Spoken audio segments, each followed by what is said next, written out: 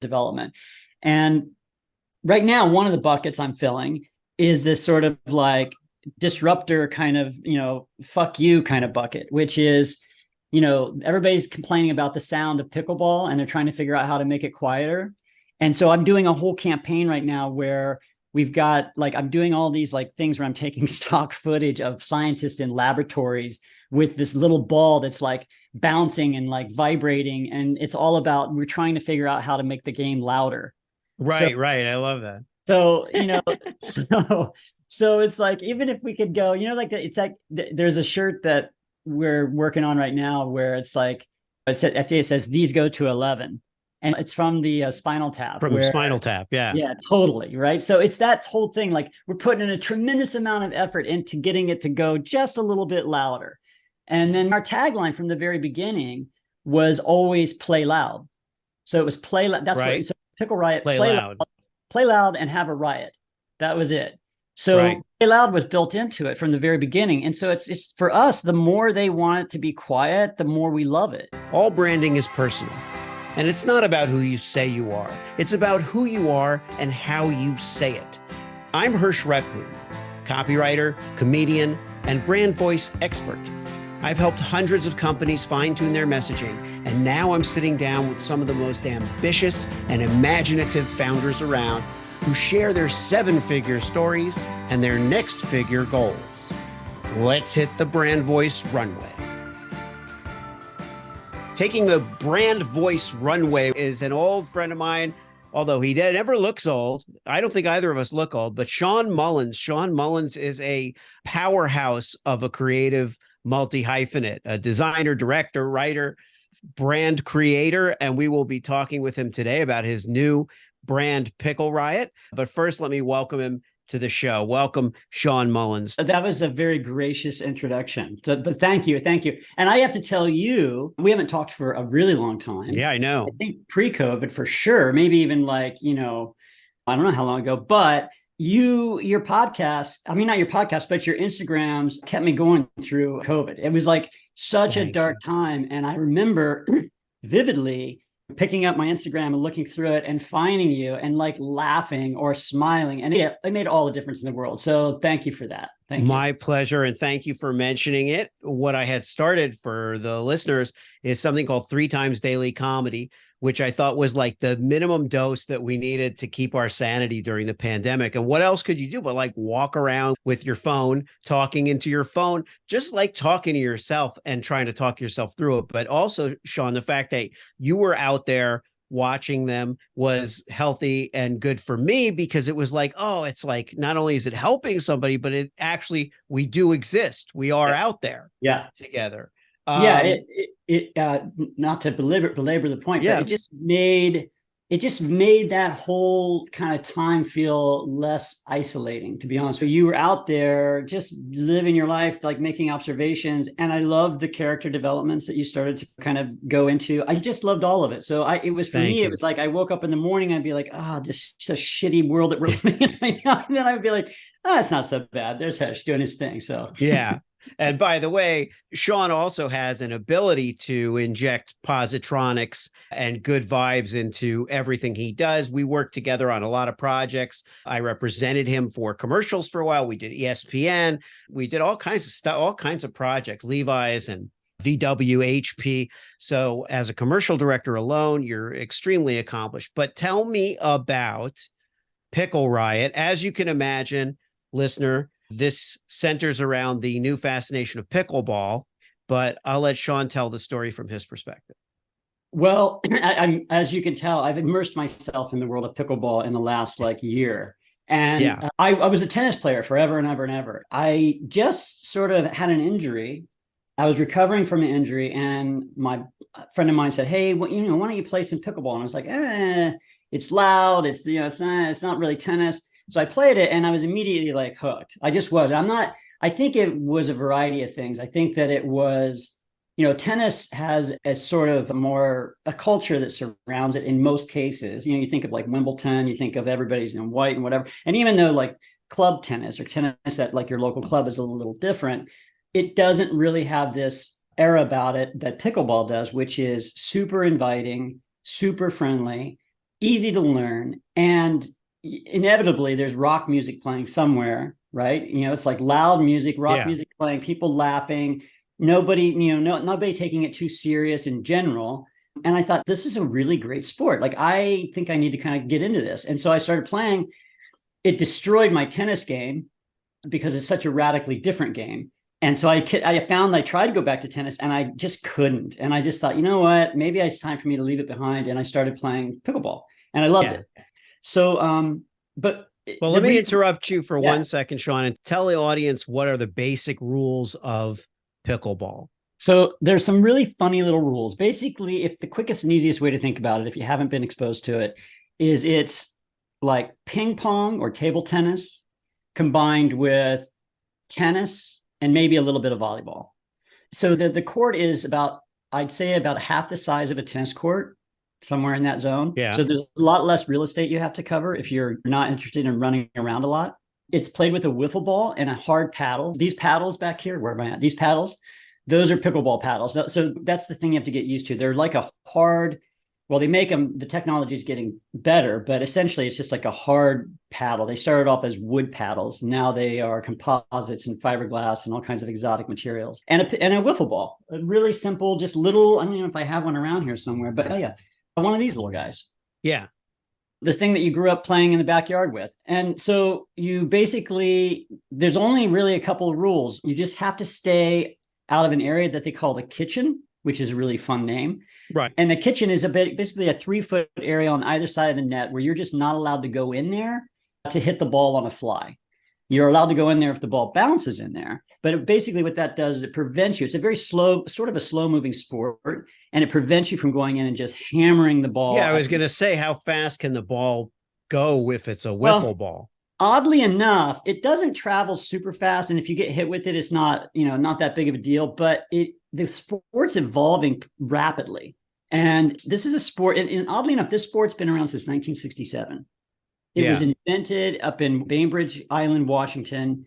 And these guys just kind of did it one day, coming off the bay. They were sailing and they were like, what do we do with the rest of our afternoon? And one guy had a badminton net, and another guy had a couple of wood paddles, and the kids wiffle ball. And they just started kicking this thing around, and it evolved.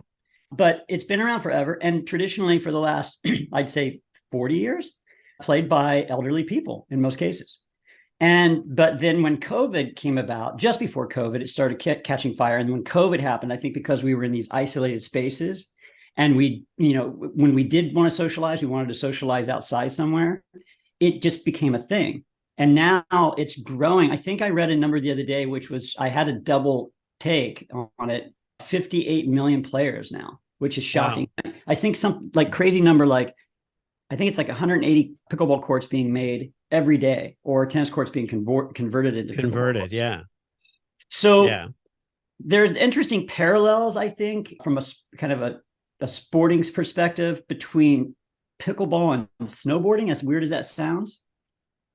And I remember when snowboarding came in, skiers hated snowboarders, hated them, right? Yeah. And there were the same sort of thing that was going on. Like, skiing had sort of a pedigree about it. And snowboarders came in, they were dressed differently. They were like rock music and smoking pot and like whatever. And it just really disrupted the whole ski industry. And so there was a real, kind of a real animosity between skiers and snowboarders. And the same thing is oddly happening with tennis and pickleball. The pickleball players are taking over, literally over real estate at tennis clubs. They're converting courts. Public spaces are converting tennis courts into pickleball courts. Essentially, you could put 2 pickleball courts into every tennis court, the amount of real estate a tennis court takes up. So you're basically getting twice the amount of people on court. And a lot of these tennis courts, they just sit empty all day, but pickleball players come in and they take over. So there's tennis players, they're not really happy about losing these courts, but for my money, anytime when you're getting people together and you're having more fun, it seems like a smart thing to do. Yeah. And now what about the rock and roll thing, the noise? What part does that play in this whole scenario? Well, it's culture? Funny. And we'll talk, I think we'll probably talk more about it, but the cornerstone of and a foundation of my brand that I'm building is all about that. Right. Mm-hmm. So right now, I'm sure you've seen or caught it out of the corner of your eye on local news broadcasts, and you can look it up on YouTube and things like that. But just, like a constant stream of people complaining about living in close proximity to a pickleball court because it's loud. I mean, it's like if that's louder than a tennis ball, right? So if you're doing that all day long and there's people like listening to, you've got your boombox out there or your Bluetooth speaker and you're cranking like, Black Sabbath or whatever it is, hip hop, and people drinking, and these neighbors that are in close proximity to this once sort of quiet tennis court that's converted into this like, cacophony of like, fun and laughter and loud pickleball noises, they're not liking it. So there's a big thing about, trying to figure out how to make the sport quieter. That's like, there's a thing that's happening and they're shutting down courts, and the city is coming in and like literally like putting up police tape and shutting down tennis courts and pickleball courts that people can't play. It's really funny because it's such a goofy little sport that is causing all of this like, mayhem.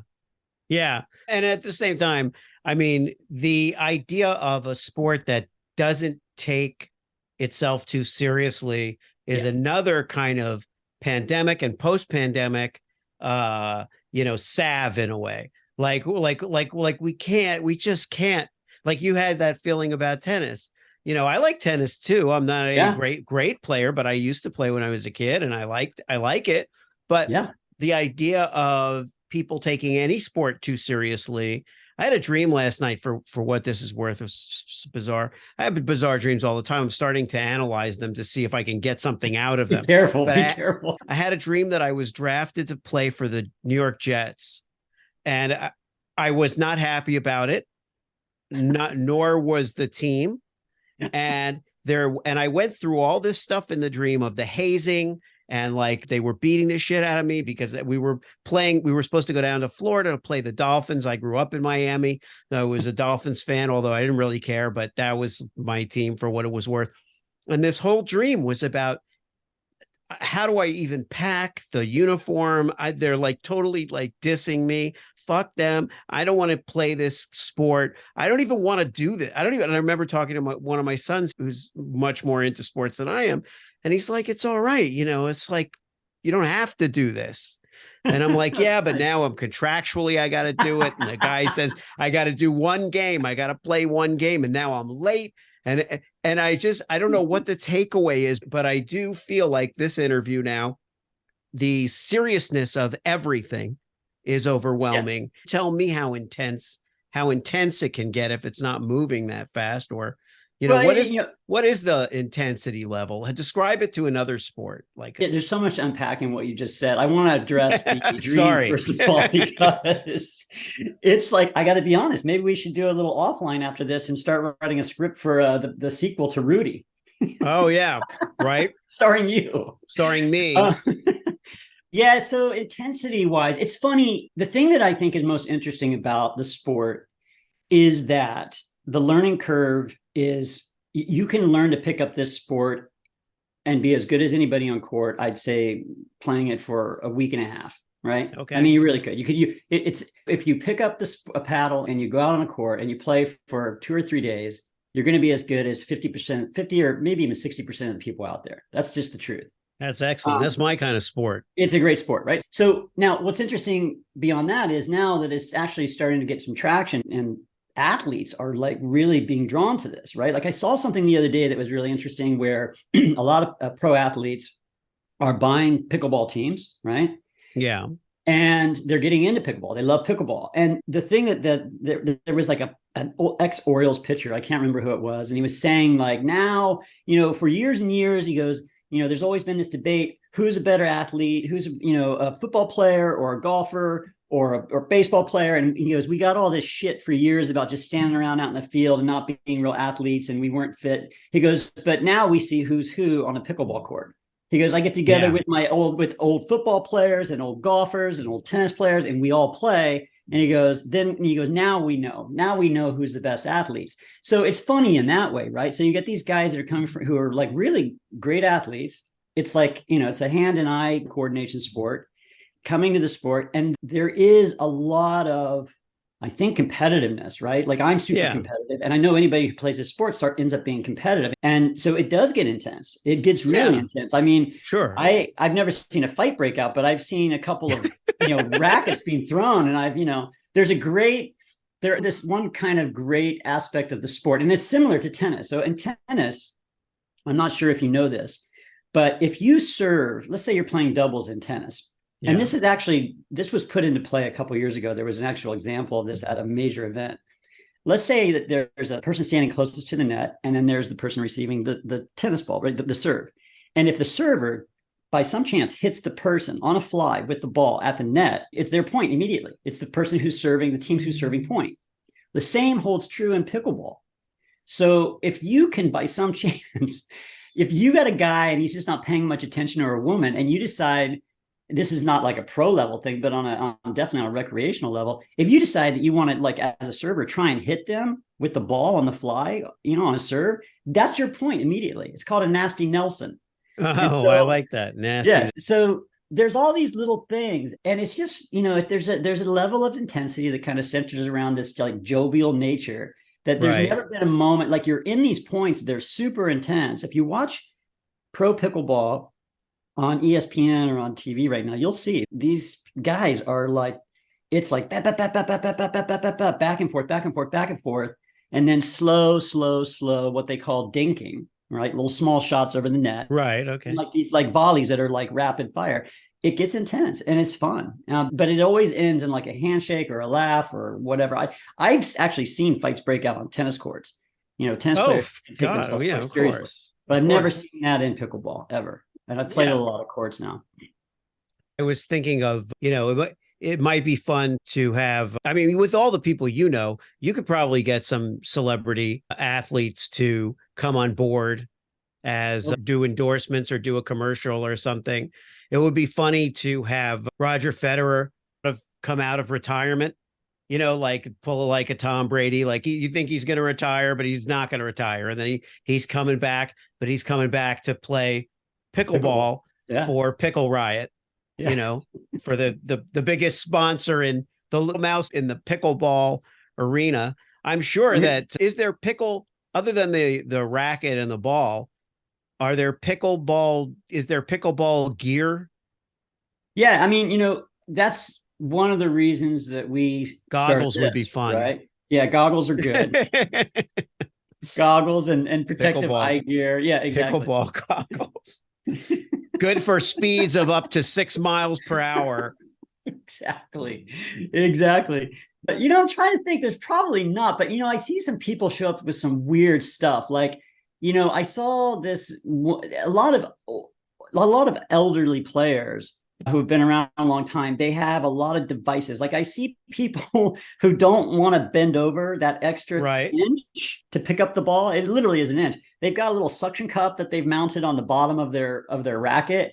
So they just take their racket and the suction cup grabs the ball, and then the ball is stuck to the bottom of the racket, and they pull it off, and then they can serve. So they're walking around with these suction cups on the bottom of their racket. There's stuff like that, which is insane. Those are awesome. That's so perfect. That's perfect for me. That would have been perfect for me at 18. I was that lazy. It's not about my back or anything like that. It's more, I couldn't wait until I could groan. Exactly. I was like, as a young person, there we go. Okay, go ahead. What else? Oh God, there's what else have I seen? Oh, I've seen a really good thing. Somebody converting like weird little fanny packs that were made out of mesh that they held the balls in, which is weird. So you just see like, older gentlemen with a mesh bag with 2 balls hanging down around their waist. It's really attractive. It's just that kind of stuff that just brings you to the sport. It just draws you in.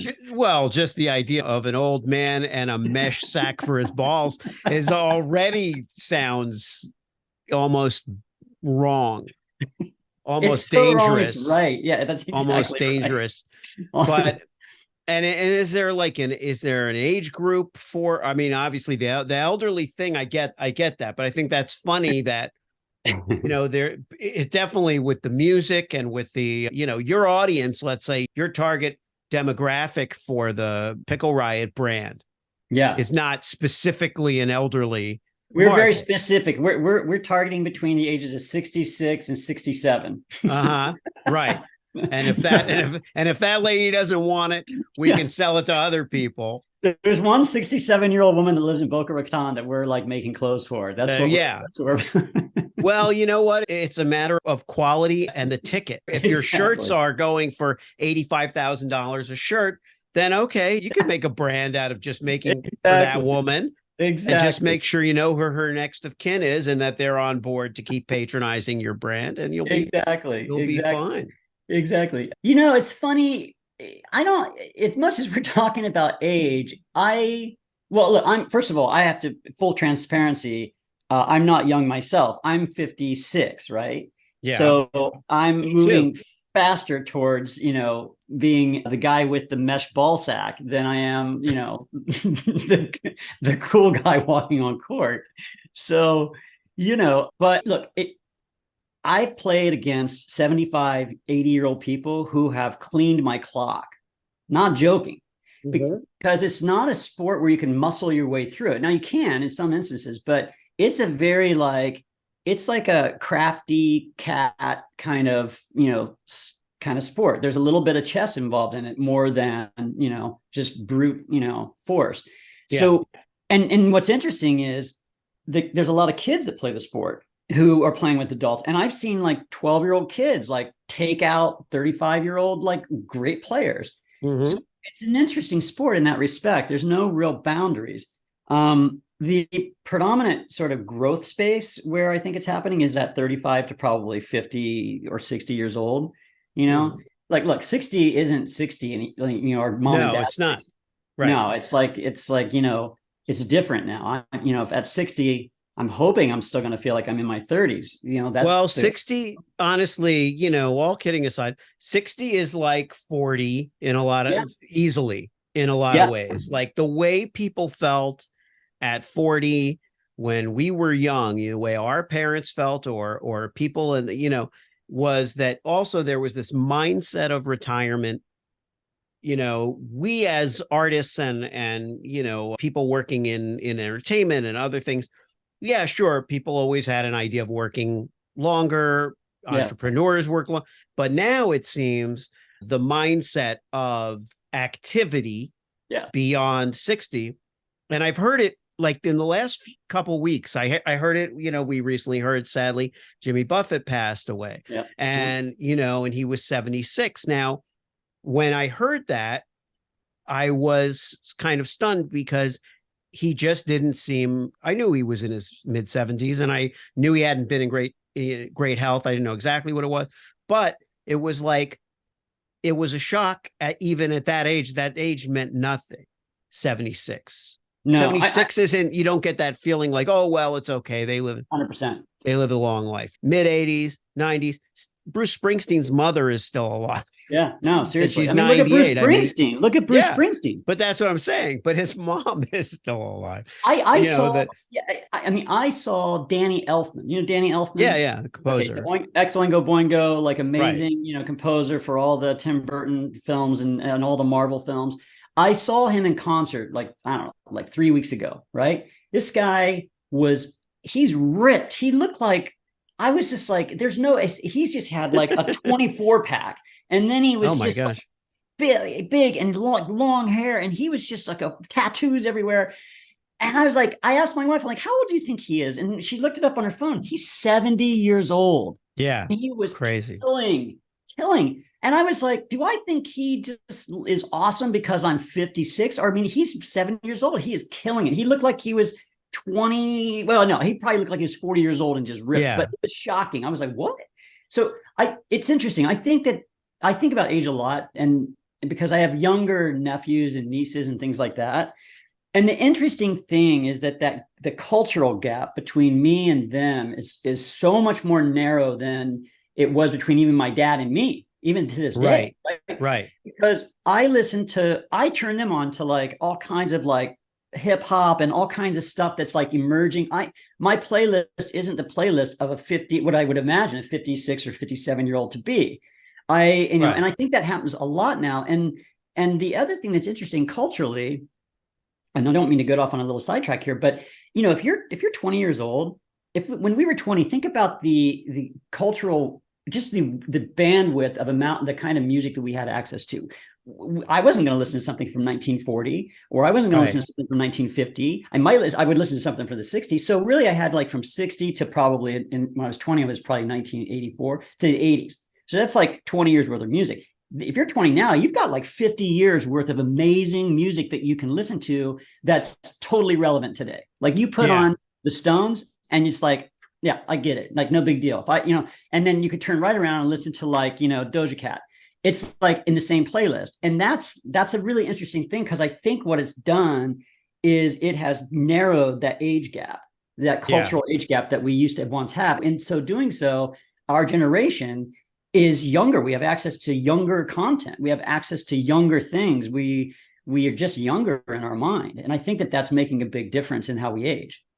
Well, what I hope to see with all of that, because that's all true, what you said, is that, like I'm hearing music from the 50s seep into the music that, tweens and teenagers are listening to, artists are sampling stuff, and it's in a way that is both classic and modern, so that it's not just, a cover.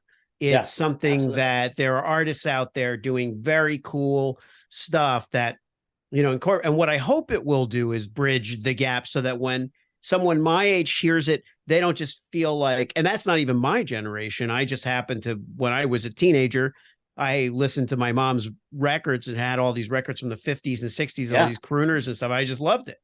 So, even the 70s was, like I'm exactly your age, but it's like, and for us, we see like Billy Joel, Elton John, those people that are either still doing it or slowly retiring. I mean, Elton John was supposed to have retired. Wheel him out onto the stage. And he's phenomenal. I mean, he's incredible. I have a friend, Adam Chester, who rehearses all his band stuff, Elton John's band stuff. And that tour, they just kind of finished, but now they're still doing, shows, and they're doing, it's amazing. But the fact is that the relevance is, like you point out, it's kind of, that gap is closing, which is really interesting. And I wonder why that is. I'm glad we went on that tangent. It's kind of interesting, because it does speak to the through line was the demographic. Tell me a little bit about what you're hoping to do with Pickle Riot, because the whole reason we're talking today, and I'm thrilled that we are, because it's great to reconnect and everything, but is because this caught my eye. When I saw the graphics on Instagram, I also thought, I don't know anybody else who's doing a pickleball brand right now. And it's so hot, and you're kind of right on the cusp of it. This obviously is not something you started yesterday. So what do you see? What do you want to see happen with it? Well, the long and short of it is, about in March, I was doing a bunch of reading about AI, right? And I immediately saw the writing on the wall, immediately, that my career as a creative was over. And I don't mean to sound dystopic or pessimistic or down in the dumps about it, but it was really clear to me that if I could go on to ChatGPT and ask it to write the opening sequence to, a script I'd been working on that I was having trouble with, and that it could give me 5 versions of that opening script in 15 seconds, then it was over for me. It was over. So, I mean, I just was like, okay, so what can I do in the latter years of my career? Because I don't want to stop working. I want to work forever. Right. Because I'm creative, and it's like my lifeblood. But what could I do where I could have an income and enjoy myself and whatever? And I had been playing pickleball, and I thought, well, maybe, what I'm going to do? I think that there'll be some insulation, maybe. And maybe I'll be able to insulate myself a little bit if I start a company. Because I had this thought that the people who probably will not be harmed too much, but at the same time might be able to take advantage of some of the amazing things that are about to happen with AI would be business owners. It just made sense to me. I thought to myself, I have spent my entire career serving business owners and building brands for these people and doing what I do. And they've benefited from it, and I've benefited, but they've benefited far greater. But I also know in that over the last 25 years doing what I do, my day rate has exponentially shrunken, so it just has. And I think everybody you probably talk to in our business, that's happened, right? Right. So it just made sense. Like, okay, I'm going to start this brand because I don't think I'm going to have much of a career in creativity, as far as a writer, a director, a brand builder. So I did. The first thing I did was I thought, well, I looked around the sort of landscape in pickleball, and I thought the number one thing that it was lacking was just a cool, like, apparel brand. Like when I would go to try and get a pickleball shirt, or if I was like, I wonder if I can find something with the pickleball on it or something cool. Right. It would always be like a pickle holding a racket, and it's just like, and the pun or spoof of a sport rather than the official gear. 100%. Right. And there might have been that apparel might have been reflective of some of the older people who were playing at the time, like there was like, oh, I got my grandmother a t-shirt with a pickle holding a racket. Yeah. It just didn't make sense and resonate to me. And listen, I started my career off in fashion advertising. I was a creative director on LEVI'S, and, did a lot to shape that brand back in the 90s. So I have this affinity for fashion and clothes and things like that. And I was like, I just can't find anything cool to wear. So essentially it started because I just wanted to wear some cool shit. I'd like, what am I going to wear out on the court? I want to show up. When I show up on court, I want to look different. I want to be unique. I want to feel like I got some attitude. I want to feel like I'm bringing some game on the court before ever like hitting a ball. I don't want to look like I'm trying too hard. I don't want to, it's like all those things. Right. So I thought I'm just going to start making my own clothes that do that. Like, I'm just going to start making t-shirts that do that. So I did. I made a couple t-shirts and what have you. And then people were like, that's really cool. And that's super neat. And and then I sat down and I built the brand. I created like I do for any of my clients. I sat down and I went through the entire exercise of building a brand foundation, really deep diving into what the brand was about and developing a name and just essentially creating a brand from the center out. Right. So it's not like, so that it would have like longevity for years. It's the same thing I've done for every client I've ever worked for. And so that's what I did. I started developing this idea of the logo, which was, it's a spiky pickleball. It's like, which looked sort of like what I think they call a morning star or a mace, like an old medieval like weapon, like a throwing star. Or a throwing star. Yeah. I started thinking of it as like there were these balls on the ends of these chains with the medieval like guys would hit each other with. I thought that's interesting. And so I started to develop that. And a great designer that I know, John Ritt, who is phenomenal logo and brand developer. I had him refine it, and it just came back. And I was like, this is it. This is like the mark. I've got that now. And now let's just start developing clothes. And so when I developed the brand foundation, I had a really clear idea of like what it wasn't and what it would be. So no puns, right? Zero puns. Yeah. It would be built on like, it was going to be a disruptor brand or an outlaw brand, right? That was the number one thing. That would give me a lot of rights to fuck around with things, right? I didn't want to be the Roger Federer of it. I wanted to be the John McEnroe of pickleball. And I felt like it was a good place to be because the sport itself was a little bit of a disruptor sport. Yeah, a little subversive. Yeah, totally. So I thought there's nobody else doing that. There's nothing else in this space. And even still to this day, I don't see anybody doing it. There's one other company that I think does something interesting, but there's no one doing what I'm doing. And then I just set out to start building the story, right? Like, so, long story short, like building a brand really is just about telling a story, building a story, right? Yeah. It's just a long-term kind of relationship that you build with somebody and you ask them to come along for the story. And, they just get involved and then they become part of the story. And, like any great brand like Nike or any of that, inevitably the brand becomes sort of so ingrained in who you are that it's difficult to find the boundary, right? The lines are blurred. I'm a just do it kind of guy. I take that on as almost an ethos of how I live my life. But the crazy and probably fucked up thing about that is it's just an advertising thing. Right. It doesn't mean any. It's not. Well, it means what you take it to mean. That's what think different doesn't really mean it. Think different is just, it's a little bit of inspiration. Yeah. And the point is, what I always tell people is that every brand is personal, because behind every brand is somebody's ethos. Somebody, whether it was Phil Knight running through the woods in Oregon, or it's somebody else, or it's, it can be any kind of inspiration, spark, any spark. And that's why, by the way, I want to take this opportunity to disagree with you a little bit about the death knell of the creative industry, because I think that, and about a year ago, I started to get into ChatGPT, and I just checked everything out, and I didn't take a defensive posture. I did feel like I came up with some taglines for it where I said, I thought, when it's really not that important would be a ChatGPT, because the fact is that still this great technology is missing that spark. Yeah. It is amazing. It's amazing in the context of, it took 10 seconds. Yeah. But I mean, have you ever read a book and said, this is a fantastic book because it only took 10 seconds to write, And so I feel like part of what I'm doing now is filling in that spark.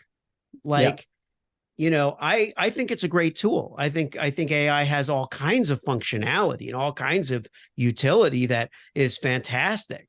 But we shouldn't forget that we're human and we actually have the upper hand in a way. The fact that it's not sentient means that, I'll tell you what, AI doesn't give a shit whether it lives or dies. It's yet. No, yeah, right. Yeah.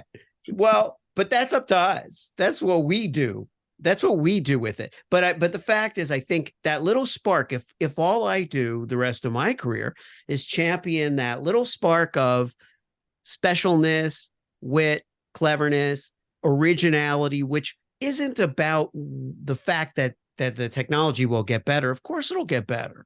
Yeah. But it's like, I love the challenge of, I'm going to fill in that little bit of, I have a company called Human Eyes that will take a look at AI and generated content and add that spark. And I'm also creating a way of interactively working with clients to extract, if you will, almost like a scientist does, extract that DNA, that creative DNA, and save it in a way for them, shape it for them so that they know how to use it, whether or not they use AI at all. Because that little spark is missing and it will not be the same. And I think everybody knows that. It will not be the same. Now, but I get what you're saying, Sean, which is that, but if a computer can write a spot, if a computer can write a 30-second commercial for a brand, why not? Why do they need us? Why do they need us to generate Well, so I 100% agree with you. And when I think about it from a positive perspective and using it as integrating it into part of my workflow, I think that right now where it's at, yes, 100%. Like, and I'm going to be 100% transparent right now. The name of my company was created by ChatGPT. Right. So Pickle Riot was? Yeah. Oh, that's great. So I went into ChatGPT. I filled in like, I'm a disruptor brand. I said, you are an expert, at naming companies. I gave it like all of these like reference points. And I said, please give me 10 names for an outlaw pickleball brand. And they had like 9 that were just total shit. And then the last one was Pickle Riot. And I was like, that's awesome. That's awesome. And that's exactly what I needed. And so I used it in that respect. Now, what that did, if I now I'm depressed. If I backtrack, no, but seriously, if I tell any of my writer friends that, they disown me. They're like, dude, what? But the truth is that, I've used it that way, and it is great because it is a spark, right? That's a perfect example of it being a spark. ChatGPT right now doesn't write things perfectly. It doesn't. No, but it is, or accurately necessarily. That's correct. That certainly can be fixed. The fact that I've had it pull quotes from my clients that my clients didn't say and attribute it to my clients. And I'm like, ooh, that's wacky. That's dangerous because people assume. I think they call those hallucinations, I think. It's basically where ChatGPT will lie, and then it will make something up to sound like it knows what it's talking about. And then if you call it on it, it goes, oh, yeah, you were right. I was wrong. It's a bullshit artist. Yeah, it's a bullshit artistry. Yeah, I get it. But go ahead. Oh, well, but I mean, I don't want you to go down the rabbit hole because I mean, I literally will come back and do a whole nother show with you on this because I am so deep into it that it's crazy. But I think that the way I think this curve is going to go is I think it's going to be a lot of what we're talking about now, which is really exciting and really amazing. And there's going to be all this incredible stuff that happens. It's going to happen over the next maybe 3 years, 2 to 3 years max, maybe even 2. You're going to see things like, you're going to just see amazing things and we're going to be blown away by it. Right. Yeah. And it's going to be incredible. And it's going to make our lives a million times better. And then all of a sudden it's going to be like, this is fantastic. And then like, oh, fuck. Like it's going to be that fast. It'll happen that fast. It'll just turn on a dime, I think. And I think like, maybe I'm wrong. I hope I'm wrong, but I feel like it is something that it's got such far-reaching ramifications that I just have an incredibly dystopic view of what the future looks like regarding AI in general. I mean, across all fronts. Yes, and see, the thing is, I don't think we're in disagreement. I think where we're aligned, even, or the point that I wanted to make is that for my part, I feel energized and excited about human creativity, and innovation, and this does nothing to dim that excitement. In the global picture, is our society, doomed to consume itself and burn itself out and fail? Yeah. Yeah. That's science. That's science, honestly, Sean. I don't think that's like, any kind of brilliant observation, but yeah, well, every society does. You and I are in 100% agreement on that right now. Like I think it's one of the most exciting things to happen for creativity in a long time, because it's this new thing, right? And I could tell you, like, there are just things that, I mean, a perfect example is you can just type in a prompt and then all of a sudden you have this amazing thing that was created, right? And it can just be a drawing, and that drawing could then like inspire you to do something else, tell another story, or do what else. There is this like access to a sort of creative, like you said, spark or variable that we haven't had before. And I think history has shown to us that when things like that happen, we go through these incredible, amazing creative growth spurts as a race. You can go back and look at painting. You could look at things like, for instance, you can look at Dutch realism, right? For the Dutch, for years and years and years and years, decades, they refined the art of painting things that look photorealistic, right? Come up with tools to do that, et cetera, et cetera. And then the moment the camera was invented, they're like, oh, well, that's we don't need that.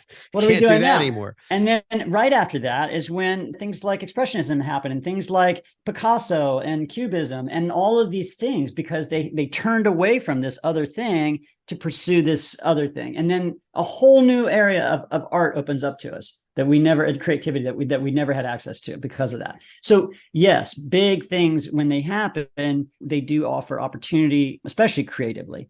So I agree with you 100% on that.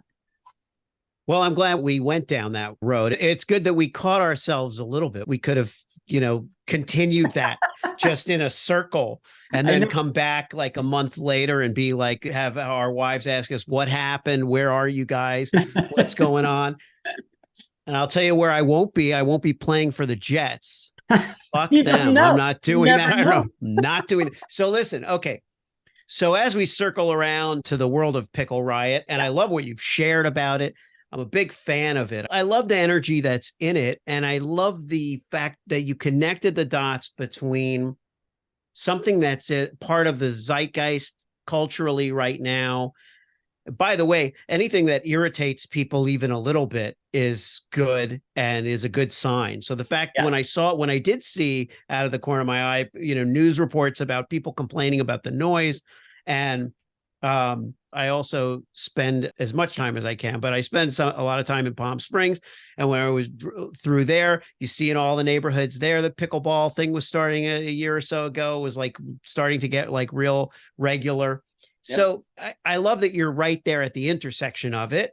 Yeah. And what are you planning to do to get this brand in front of people? Because obviously, even if you're not worried about, I got to make this brand work, this brand's got to work, this got to, you're still hoping to grow it. You're invested in it. There's, it's not just for kicks, it's not just for fun, but it's fun. Not. It's not. It's not. It's become so. Look, I'm not going to beat around the bush. I want to be the number one player in this space when it comes to apparel, and it comes to coolness, and it comes to like fun, and it comes to like, a little bit of a disruptor kind of attitude. I want this brand to be synonymous with that. A year from now, this brand, I have aspirations and very clear goals that I think are achievable of sponsoring massive pickleball events and being number one sponsors here and there, and inevitably finding partners that understand that, right? And they want to invest in the company. I have every expectation that we'll do that. There's no reason not to. The brand itself is super strong. It's super clear. When you see it immediately, even in the logo, you know what it's about. I get it. So whenever that exists, then you will find people who will just naturally align with it, or they won't. Right. Yeah. And I think that's good too. I think there's a certain amount of polarization that's involved with this brand. Right. So I like that idea. Like, we don't have to be liked by everybody. We don't want everybody to love us. We're not made for everybody, but we know who we're made for. And if those people get it, then we're stoked. And so, but yeah, that's the goal. And then the way of doing that is, look, we're small. We don't have a lot of budget. We just don't. So you do a lot of stuff on Instagram. We try to, I try every time I do a post on Instagram, I try to make it like as kind of funky and weird as possible in some cases, or there's some buckets that I fill every time I do an Instagram post or content development.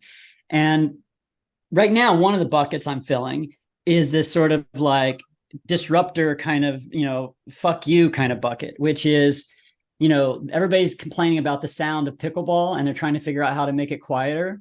And so I'm doing a whole campaign right now where we've got I'm doing all these things where I'm taking stock footage of scientists in laboratories with this little ball that's like bouncing and like vibrating. And it's all about, we're trying to figure out how to make the game louder.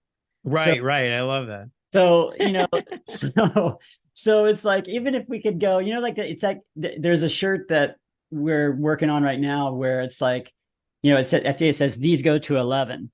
And it's from the Spinal Tap. Spinal Tap, yeah. Yeah, totally, right? So it's that whole thing, like we're putting in a tremendous amount of effort into getting it to go just a little bit louder. And our tagline from the very beginning was always play loud.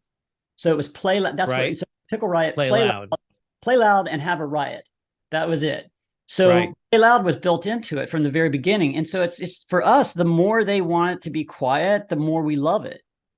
The more we love the idea, the more that there are city councils and like people complaining and Karens coming out and trying to shut down, courts. Right. The more we love it, we just lean into it more and I think that kind of like rebellious nature is something that I think I'm gambling on it, but I think a lot of people like gravitate towards that, as a culture, that's who we are. It totally is who we are. And this is a good way. It's like good trouble, right? It's a good use of our anger, whatever we want to call it, our kinetic energy, our, just whatever we're feeling, the ferocity that we're feeling, that fuck you attitude that we have. And if maybe, who knows, maybe it can unite people because it's in favor of a game where people don't really fight, where people get how silly life is, because some sports are so, are literally so precise and require so much training that, it's admirable, but it's so discipline oriented that, okay, well, we can't all do that. Can't all be long distance runners. We can't all be mountain climbers. But we can all play pickleball. And I think that's where and I think the countercultural thing and the rebellious thing is awesome. And, so I think and also, by the way, the fact that you're on this show automatically guarantees that, 10,000 people are going to hear about this brand. 10,000 people are gonna hear about this brand before they hear about anybody else's brand. And that's, now I don't know what the conversions are. We don't have the numbers on that yet. I don't know how many sales that translates into, but I think still, the numbers are three sales every 10,000. 3 sales per 10,000. Yeah, good. 3 per All right. 10,000. All right. Well, we're happy with that ratio. What is based on what the product retails for and whatever it costs? I'm sure I'm sure on 3 sales, you're going to get something out of it. Yeah. So, $3,000 a shirt, 3 sales. Right. $3,000 a shirt has a supply and demand. Yeah. You know, we're not giving away shirts on this, on this program. That stuff's too fucking precious. That's right. That's right. That's exactly right. This is our entire inventory right here, by the way. We only made 6 shirts or 7 shirts. That's it. So when they're gone, that's it. It's over. All right, people. Well, those who are listening, I'm going to do my best to get this out there as soon as possible while this conversation is hot. And before, just some of this other stuff happens, AI, the world exploding, whatever it is. Yes. Meteor. Exactly. So where can people get this? Because I want to sell. You have more than 7 shirts behind there. We do. We have a whole bunch of stuff, and we're always making.